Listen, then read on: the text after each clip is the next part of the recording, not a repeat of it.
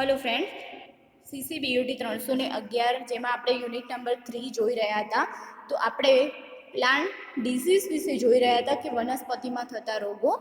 એમાં આપણે સેકન્ડ નંબરનો જે રોગ છે વ્હાઇટ રસ્ટ ઓફ ક્રુસિફેર એટલે કે રાઈનો સફેદ ગેરુ, એના વિશે વાત કરવાની છે. તો આપણે સ્ટાર્ટ કરીએ. પહેલાં તો વ્હાઇટ રસ્ટ ઓફ ક્રુસિફેર રાઈનો સફેદ ગેરુ એવું આ રોગને શા માટે નામ આપવામાં આવ્યું છે? તો અહીંયા આગળ તમે જોઈ શકો છો કે જે આ રોગ છે એ રોગમાં એનું યજમાનનું નામ આપેલું છે રાઈ, જેનું સાયન્ટિફિક નામ આપણે બ્રાસિકા જન્સિયા રાખ્યું છે. તો આ જે રોગ છે એ બ્રાસિકા કુળની જે વનસ્પતિઓ છે જેવી કે રાઈ, કોબીજ, તો એના ઉપર ખાસ કરીને જોવા મળતો હોય છે. એની ઉપરાંત આ જે રોગ છે વ્હાઇટ રસ્ટ ઓફ ક્રુસિફેર, એના સામાન્ય લક્ષણો વિશે વાત કરીએ તો અહીંયા આગળ તમે જોઈ શકો છો કે અહીંયા આગળ એક પર્ણનો ફોટોગ્રાફ્સ આપેલો છે, જેમાં એના જે રોગના સામાન્ય લક્ષણો છે એ દેખાઈ રહ્યા છે. તો તમે એના ઉપર જોઈ શકો છો કે વ્હાઇટ કલરના જે સફેદ રંગના ડાઘ છે એ જોવા મળી રહ્યા છે. તો આ જે ડાઘ છે એ એટલા માટે જોવા મળતા હોય છે કારણ કે એની અંદર આલ્બુગો કેન્ડિડા, જે એના માટે એક રોગકારક સજીવ છે, એ અહીંયા આગળ યજમાન તરીકે રાઈના પણ ઉપર જોવા મળતા હોય છે, માટે એની ઉપર સફેદ કલરના ડાઘ જોવા મળે છે. અને વ્હાઇટ રસ્ટ એટલે કે સફેદ કલરના પાવડરથી ભરેલા હોવાથી આને વ્હાઇટ રસ્ટ ઓફ ક્રુસિફેર, અને ક્રુસિફેર મતલબ કે ક્રુસિફેરી કુળની જે વનસ્પતિઓ છે એમાં આ રોગ જોવા મળે છે. તો બ્રાસિકેસી અને ક્રુસિફેરી જે કુળની વનસ્પતિઓ છે એમાં આ રોગ લાગુ પડેલો જોવા મળે છે. એનું પહેલું લક્ષણ જોઈએ તો પણ ઉપર સફેદ કલરના ડાઘ જોવા મળે છે. એ સફેદ કલરના ડાઘ જોવા મળે તો પણની જે પ્રકાશ સંશ્લેષણ કરતી સપાટી છે એની અંદર શું થાય છે? ઘટાડો થાય છે. માટે એમાં જે પ્રકાશ સંશ્લેષણ કરી અને ખોરાક બનવો જોઈએ એ બનશે નહીં, અને જે પર્ણની રચના છે એ કેવી થઈ જશે? સાવ સંકુચિત થઈ જશે અને એનો વિકાસ સારા પ્રમાણમાં થશે નહીં. હવે જો એના પર્ણ રાઈના એ પૂરતા પ્રમાણમાં પ્રકાશ સંશ્લેષણ કરી અને ખોરાક નહીં બનાવે તો શું થશે? એની અંદર જે વનસ્પતિનો જે અન્ય ભાગો છે એમને પૂરતો ખોરાક પહોંચશે નહીં, અને આખું જે એનું પ્લાન્ટ બોડી છે એને વિકાસ રૂંધાઈ જશે. અને એના જે બીજા ભાગ છે જેવા કે પુષ્પ, તો અહીંયા આગળ તમે બીજા ફોટોગ્રાફ્સમાં જોઈ શકો છો કે એ જે રાઈ વનસ્પતિ છે એનો પુષ્પ વિન્યાસ આપેલો છે. તો આ જે પુષ્પ વિન્યાસ છે એમાં તમે જોઈ શકો છો કે એ વાંકો વળી ગયો છે. કેમ? કારણ કે એને પૂરતા પ્રમાણમાં વિકાસ થયેલો નથી, એટલે એ પુષ્પ વિન્યાસની સપાટી વાંકી વળી જાય છે. એના ઉપર જે ઉત્પન્ન થતા પુષ્પો છે એ પણ કેવા હોય છે? અલ્પવિકસિત અને વંધ્ય હોય છે. વંધ્ય પુષ્પો હોય એટલે એમાં શું થશે? આગળ જે ફળ સર્જન, બીજ સર્જનની જે પ્રક્રિયા હશે એ પણ અટકી જશે, એની અંદર ફલન થશે નહીં. તો માટે આ જે રોગના સામાન્ય લક્ષણો છે એ આ રીતના હોઈ શકે. હવે આપણે એ તો જોયું કે આ જે રોગ છે એ બ્રાસિકેસી અને ક્રુસિફેરી જે કુળની વનસ્પતિઓ છે એની અંદર જોવા મળે છે. તો એનું વર્ગીકરણ આપણે જોઈએ, આલ્બુગો કેન્ડિડાનું વર્ગીકરણ જોઈએ તો એનો વર્ગ છે ફાઇકોમાઇસિટીસ, એનું ગોત્ર છે પેરેનોસ્પોરેલ્સ, અને કુળ જે છે એ આલ્બુજિનેસી છે. તો આ પ્રમાણે એનું ક્લાસિફિકેશન કરવામાં આવે છે. અને આ જે ફૂગ છે એ યજમાન શરીરમાં, તો આલ્બુગો કેન્ડિડા માટે એનું યજમાન કયું થશે? રાઈ. તો એના શરીરમાં પરોપજીવી જીવન ગાળે છે તથા લિંગી અને અલિંગી પ્રકારે પ્રજનન કરે છે. હવે એની સુકાઈ રચના વિશે વાત કરીએ તો યજમાન વનસ્પતિમાં આલ્બુગોની કવકજાળ એ અધિસ્તરની નીચે આંતરકોષીય જોવા મળે છે, અને આ કવકજાળ એ એક કોષીય શાખિત અનુપ્રસ્થ દિવાલ વિહીન હોય છે. તેમાં અનેક કોષ કેન્દ્રો આવેલા હોય છે. તો એની કવકજાળ પહેલાં તો રાઈના જે પર્ણ હોય એમાં આંતરકોષીય એટલે કે એના કોષરસમાં એના કોષ રસ સાથે કનેક્ટ થઈ અને એમાંથી ખોરાક મેળવી શકે એ રીતે ઉત્પન્ન થયેલી હોય. અને આ કવકજાળ એ એક કોષીય શાખિત અનુપ્રસ્થ દિવાલ વિહીન હોય છે, અને તેમાં અનેક કોષ કેન્દ્ર આવેલા હોય છે. કવકતંતુઓ એ પોષણ મેળવવા માટે યજમાન કોષમાં એકથી વધારે નોબ જેવા ચૂષકો ઉત્પન્ન કરે છે.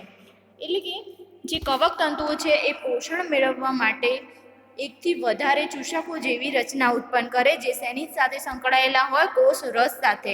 અને આ ચૂષકની જો અતિસૂક્ષ્મ રચના જોવામાં આવે તો એ ગોળાકાર કોષ દિવાલ ધરાવે, એની અંદર ફૂગકારક દ્રવ્યની બનેલી, એટલે કે ફૂગકારક દ્રવ્ય કયું હોય? કાઇટિન હોય. કોઈ પણ ફૂગ હોય તો એની કોષ દિવાલ હંમેશા કાઇટિનની બનેલી હોય, તો એનું બનેલી રસ સ્તર એની કોષ દિવાલ જોવા મળે અને એમાં જીવ રસ આવેલો હોય છે.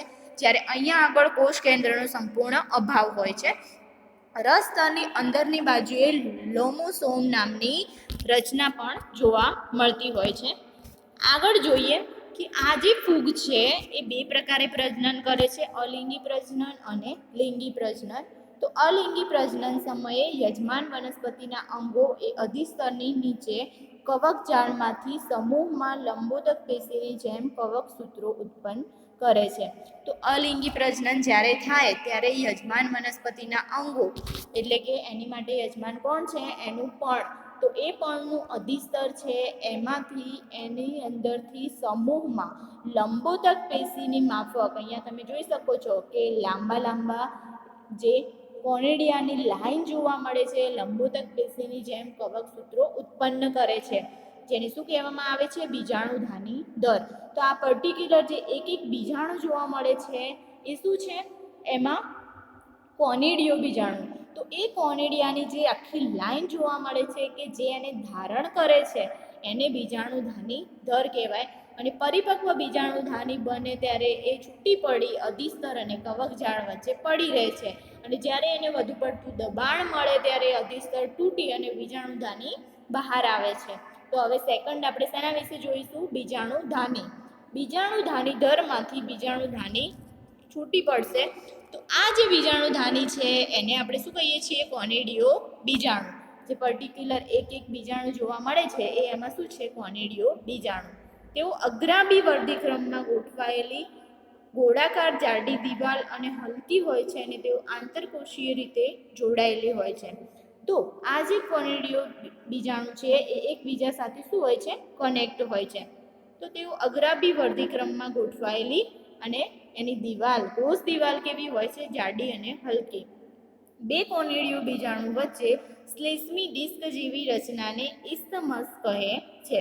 હવે આ જે કોનિડિયા એકબીજા સાથે સંકળાયેલા છે એમની વચ્ચે જે ડિસ્ક જેવી બેને અલગ પાડતી રચના આવે એને ઇસ્થમસ કહેવામાં આવે છે. અને દરેક કોનિડિયો બીજાણુનો વ્યાસ 14 થી 20 મ્યુ વ્યાસ હોય છે એનો. હવે એ કોનિડિયો બીજાણુનું અંકુરણ જોઈએ તો આ બીજાણુધાનીનું અંકુરણ એ 25°C તાપમાને મહત્તમ અને 10°C તાપમાને લઘુત્તમ થાય છે. હવે એ જે કોનિડિયો બીજાણુનું અંકુરણ થઈ અને એમાંથી નવી આલ્બુગો કેન્ડિડાની કવક જાળ બનશે, અને એ નવી વનસ્પતિ ઉપર કઈ રીતે રોગ લાગુ પાડે છે તો એના વિશે જોઈએ. તો બીજાણુધાની એ બહુકોષ કેન્દ્રીય હોય. જ્યારે બીજાણુધાની સંપૂર્ણપણે પારથી ઘેરાયેલી હોય ત્યારે 6 અઠવાડિયામાં તેનું અંકુરણ થાય છે. અને એ બીજાણુધાનીનો ટોચનો ભાગ એ પ્રવર્ધ ઉત્પન્ન કરે છે, અને આ પ્રવર્ધ એ ફુગ્ગા જેવી રચના ધારણ કરે છે. તેમાં કોષ રસ સાથે બહુકોષ કેન્દ્રીય પાસ દાખલ થાય છે. એટલે કે આ જે કોનિડિયો હતા એમાંથી એક એક કોનિડિયો બીજાણુ બહાર આવશે, અને એની અંદર તમે જોશો તો આગળના ભાગે કશાઓ જેવી રચના જોવા મળે છે. તો દરેક કોષ કેન્દ્ર હોય એની આજુબાજુ શું થાય? કોષ રસ એકઠો થાય અને છેવટે એ શું કરે છે? ચલપુજન્યુનું નિર્માણ કરે. અને દરેક ચલપુજન્યુ એ આંકુચક રસધાની અને 2 પક્ષમ ધરાવે છે. અહીંયા આગળ તમે જોઈ શકો છો કે એની આગળ 2 કશાઓ જોવા મળે છે. દરેક બીજાણુધાનીમાં 4 થી 8 જેટલા ચલ બીજાણુ ઉત્પન્ન થાય છે, અને તેઓ ફુગ્ગા જેવી કોથળીમાંથી એક પછી એક મુક્ત થાય. અને મુક્ત થાય અહીંયા આગળ જે ચલ બીજાણુ બને છે એ પાછળથી શું કરે છે? મુક્ત થાય ત્યારે એની અંદર કશાઓને ખેરવી દે છે, અને એ કશાઓ ખેરવી અને એનું પુનઃ અંકુરણ થાય, અને ફરીથી એ નવી જે આલ્બુગો કેન્ડિડા ફૂગ છે એ નવો રાઈનો તંદુરસ્ત છોડ હોય એના ઉપર એ રોગ લાગુ પાડે છે. હવે લિંગી પ્રજનન વિશે વાત કરીએ તો લિંગી પ્રજનન હોય તો એમાં બે પ્રકારના અવયવ ઉત્પન્ન થાય, અંડધાની અને પુધાની. તો જે અંડધાની છે એના વિશે વાત કરીએ, જે શું છે માદા પ્રજનન અવયવ છે. તો અહીંયા આગળ તમે જોશો તો જે આલ્બુકો કેન્ડિડાનું જીવન ચક્ર, એનું રોગ ચક્ર છે એ બે ચક્રમાં પૂર્ણ થાય છે, જેમાં ઉપરનું ચક્ર એ અલિંગી પ્રજનન બતાવે છે, જ્યારે નીચેનું જે છે એ લિંગી પ્રજનન બતાવે છે. પરીક્ષામાં જો તમારે રોગ ચક્ર વિશે ક્વેશ્ચન પૂછાય તો તમારે બંને ચક્રો વિશે સમજૂતી આપવી પડે. તો આમાં આપણે પહેલા અલિંગી પ્રજનન વિશે જોઈ લઈએ, જે આગળ આપણે ભણીને આવ્યા કે એ જે હોય છે એ કોનેડિયો જે બીજાણુ હોય એ લંબોદક પેશીની માફક અધિસ્તરની નીચેના ભાગમાં ગોઠવાયેલા હોય. હવે એ જ્યારે લંબાઈમાં વધે છે ત્યારે ઉપરનું અધિસ્તર તૂટે અને એમાંથી જે કોનેડિયો બીજાણુ બહાર આવશે. એ કોનેડિયો બીજાણુ જેમાં શું બને છે, 6 થી તે 8 જેટલા કોષ કેન્દ્રો બને અને એ પ્રત્યેક કોષ કેન્દ્રની આસપાસ કોષ રસ વીંટળાય, એમાંથી ચલપુજન્યુનું નિર્માણ થાય, જે શું કરે છે અંકુરણ સમયે પોતાની કશાઓ ખેરવી દે છે. અંકુરણ પામી અને ફરીથી રાઈના નવા તંદુરસ્ત છોડ ઉપર રોગ લાગુ પાડે છે. તો આ જે હતું એ એનું અલિંગી પ્રજનનનું જીવન ચક્ર હતું. હવે આપણે બીજા ટોપિક ઉપર આવીએ કે લિંગી પ્રજનન. તો એમાં પહેલા અંડધાની વિશે વાત કરીએ. તો હવે એ જે કોનિડિયો બીજાણુ અંકુરણ પામી અને નવા છોડમાં કવકજાળ બનાવે, એ જ કવકજાળમાં અંડધાની એ ગોળાકાર કવકતંતુ ઉપર અગ્રીય કે કવકતંતુની વચ્ચે આવેલી હોય અને તેમાં અંદાજિત 100 થી તે વધુ કોષ કેન્દ્ર આવેલા હોય છે. તો અહીંયા આગળ તમે જોઈ શકો છો કે આ જે મોટી જે ગોળ રચના છે એ અંડધાની છે. તો જેમાં શું આવેલા હોય, 100 થી તે વધુ કોષ કેન્દ્ર આવેલા હોય, જેમાં મધ્યમાં એક સક્રિય કોષ કેન્દ્ર અને અન્ય કોષ કેન્દ્રો એ પરિઘીય કોષ રસમાં ગોઠવાયેલા હોય. તો એમાં મધ્યમાં જે મેઇન એનું કોષ કેન્દ્ર જે છે, જે ફલનમાં ભાગ ભજવશે એ આવેલું હોય અને આજુબાજુ જે કોષ કેન્દ્ર આવેલા હોય એ પરિઘીય કોષ કેન્દ્ર હોય. મધ્યમાં આવેલું કોષ કેન્દ્ર અને કોષ રસ એ ઘેરા અભિરંજિત થાય છે, તેથી તેને સિનો સેન્ટ્રમ કહે છે. અને જે એનું મધ્યનું કોષ કેન્દ્ર છે જે ફલનમાં ભાગ ભજવે છે, એને અભિરંજિત કરતા એનો કલર ઘેરો ઘાટો થાય છે, માટે એને સિનોસેન્ટ્રમ પણ કહેવામાં આવે છે. એની પુધાની વિશે વાત કરીએ તો અહીંયા આગળ તમે ગોળ રચનાની બાજુમાં અહીંયા નાની રચના જોઈ શકો છો. તો અંડધાની ધરાવતા કવકતંતુ ઉપર જ પુધાની ઉત્પન્ન થાય છે અને તેઓ 6 થી 12 જેટલા કોષ કેન્દ્રો ધરાવે. અંડધાનીમાં કેટલા કોષ કેન્દ્રો હોય, 100, જ્યારે અહીંયા આગળ પુધાનીમાં કેટલા કોષ કેન્દ્રો હોય છે, તો 6 થી તે 12 કોષ કેન્દ્રો ધરાવે છે. ફલન વિશે જોઈએ તો જે જગ્યાએ પુધાની અંડધાનીના સંપર્કમાં આવે છે ત્યાં આગળ વચ્ચે સંયુગ્મન નલિકા બને છે. તો જ્યાં આગળ અંડધાની એ પુધાનીના સંપર્કમાં આવે ત્યાં આગળ વચ્ચે સંયુગ્મન નલિકાનું નિર્માણ થાય, જેથી શું થાય, પુધાનીનું જે કોષ કેન્દ્ર છે એ ત્યાં આગળ જઈ શકે, અંડધાનીના જે અંડકોષ સાથે એનું સંયુગ્મન થઈ એનું ફલન શક્ય બને એટલા માટે.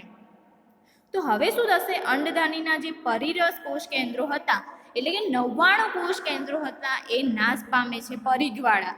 જ્યારે તે જ સમયે પુજન્યુધાનીનું કોષ કેન્દ્ર એ સંયુગ્મન નલિકામાં દાખલ થઈ, અંડધાનીમાં દાખલ થઈ અને બે કોષ કેન્દ્રો વચ્ચે સમવિભાજનથી વિભાજન થાય.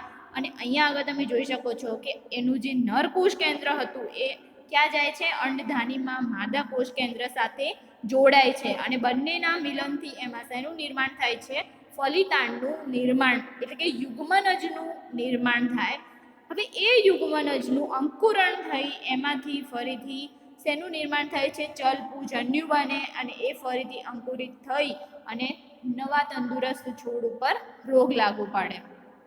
તો યુગ્મનજ વિશે વાત કરીએ તો કોષ કેન્દ્રના જોડાણ પછી, એટલે કે નર કોષ કેન્દ્ર અને માદા કોષ કેન્દ્રના જોડાણ પછી કોષ દિવાલનું સર્જન થાય. એમાં અંતઃઆવરણ પાતળું અને બાહ્ય આવરણ કેવું હોય છે, ઘાટું અને કંટકમય. એટલે કે યુગ્મનજ એ દ્વિસ્તરીય દિવાલ ધરાવે, જેમાં બહારનું સ્તર એ જાડું અને કંટકીય, જ્યારે અંદરનું પાતળું હોય છે.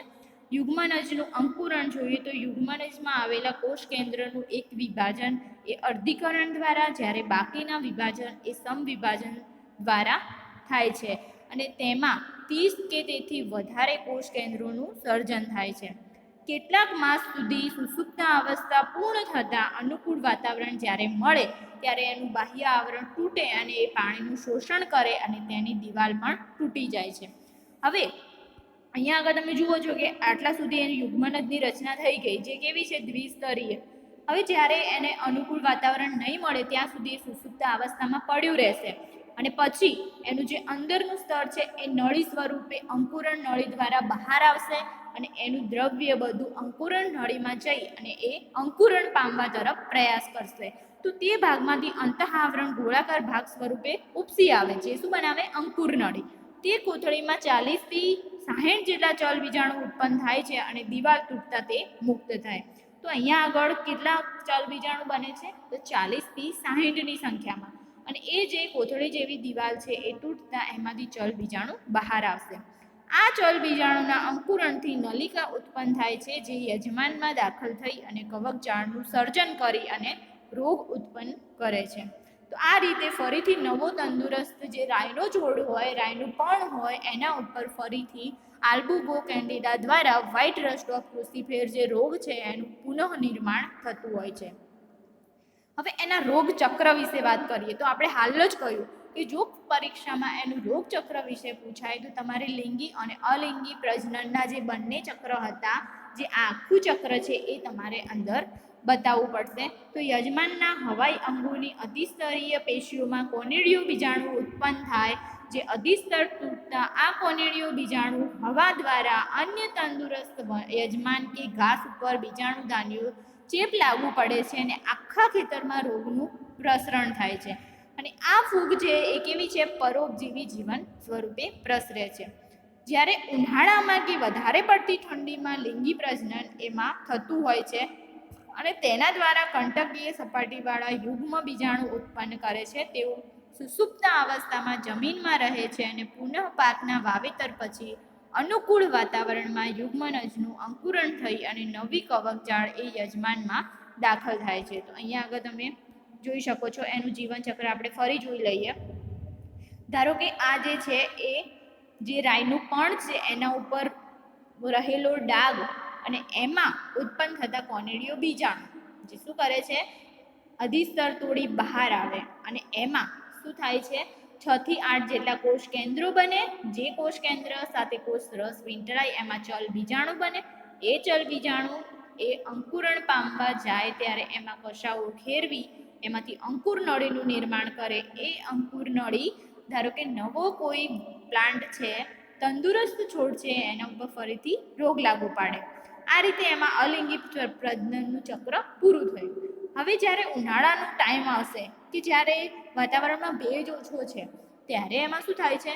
લિંગી પ્રજનનની શરૂઆત થાય છે. તો એ જ કવકજાળનું સર્જન થયેલું હોય એમાં એક કવક તંતુ ઉપર અંડધાની બને અને જ્યાં આગળ અંડધાની બને છે ત્યાં આગળ બાજુમાં જ પૂદ અંડધાનુનું નિર્માણ થાય, જેમાં અંડધાનીમાં ટોટલ 100 કોષ કેન્દ્રો છે, જેમાં એક સક્રિય અને બીજા પરિઘ પર આવેલા નિષ્ક્રિય કોષ કેન્દ્રો હોય. અને એ જ રીતે પૂદાનીમાં કેટલા હોય છે? તો 6 થી 12 કોષ કેન્દ્ર બને છે. હવે એ જે કોષ કેન્દ્રો હતા એમાંથી એક નર કોષ કેન્દ્ર અને માદા જે અંડધાનીમાં એક સક્રિય કોષ કેન્દ્ર આવેલું હતું એ શું થશે? એનું મિલન થશે અને શું બનાવે છે? કંટકીય યુગ્મનજનું નિર્માણ થાય, જે દ્વિસ્તરીય હોય. અંદરની દિવાલ એ પાતળી અને બહારની દિવાલ એ જાડી હોય અને કંટકીય દેખાય. અને એમાં શું થાય? એનું જે યુગ્મનજના અંદર કોષ કેન્દ્રોનું નિર્માણ થાય છે અને એ ઘણા બધા કોષ કેન્દ્રો જે શું કરે છે? ચલ પૂજન્યનું નિર્માણ કરે અને એ ચલ પૂજન્યનું ફરીથી અંકુરણ થાય અને નવા તંદુરસ્ત છોડ ઉપર એ રોગ લાગુ પાડે. હવે આ જે આપણે હાલ જોયું એ તો કે એમાં રોગ કઈ રીતે લાગુ પડે છે, પણ હવે ધારો કે પ્લાન્ટ ઉપર રોગ લાગુ પડી ગયો છે તો એનું નિયંત્રણ તમે કઈ રીતે કરશો? તો પહેલાં તો રોગયુક્ત ભાગ એ કાપીને બાળી નાખો. ધારો કે રાયનો જે છોડ છે એના એક પર્ણ ઉપર રોગ લાગુ પડ્યો છે અને બીજો બધો ભાગ સારો છે, તો એટલો જે ભાગ પર્ણનો છે એ કાપી અને બાળી નાખવો જોઈએ. ખેતરમાં પાક સાથે થતું રોગ સંબંધી ઘાસ દૂર કરવું. એટલે કે ખેતરમાં જે બિનજરૂરી ઘાસ ઉગી નીકળે છે એના ઉપર ક્યારેક કોનેડિયા બીજાણુ અંકુરણ પામી અને ફરીથી સ્ટેપ બાય સ્ટેપ આખા ખેતરમાં રોગ લાગુ પડી જાય, તો એવું જે બિનજરૂરી ઘાસ છે જે આગળ રોગનો ફેલાવવામાં મદદ કરે છે એને દૂર કરવું જોઈએ. પાકની ફેરબદલી કરવી જોઈએ, એટલે કે આપણે એક વર્ષ જો એક ખેતરમાં રાઈનો પાક લઈએ છીએ તો બીજી સિઝનમાં એ ખેતરમાં બીજો પાક લેવો જોઈએ. ઓલ્ટરનેટિવ પાકની ફેરબદલી કરવી જોઈએ.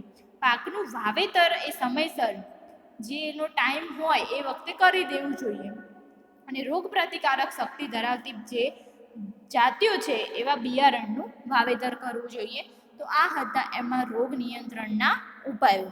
તો આ ક્વેશ્ચન લોંગ ક્વેશ્ચન સ્વરૂપે તમારે એ રીતે પૂછાઈ શકે કે રાયમાં સફેદ ઘેરું એટલે કે વ્હાઇટ રસ્ટ ઓફ ક્રુસિફેર રોગના સામાન્ય લક્ષણો, રોગકારક ફૂગનું નામ, પછી રોગ ચક્ર અને રોગ અટકાવવાના ઉપાયો જણાવો. અને આ રીતે 7 માર્ક્સમાં આ ક્વેશ્ચન પૂછાઈ શકે. એ ઉપરાંત આમાંથી ઘણા બધા MCQ ટાઈપના ક્વેશ્ચન પણ પૂછાઈ શકે. તો આ વિડીયો જોવા બદલ થેન્ક યુ સો મચ.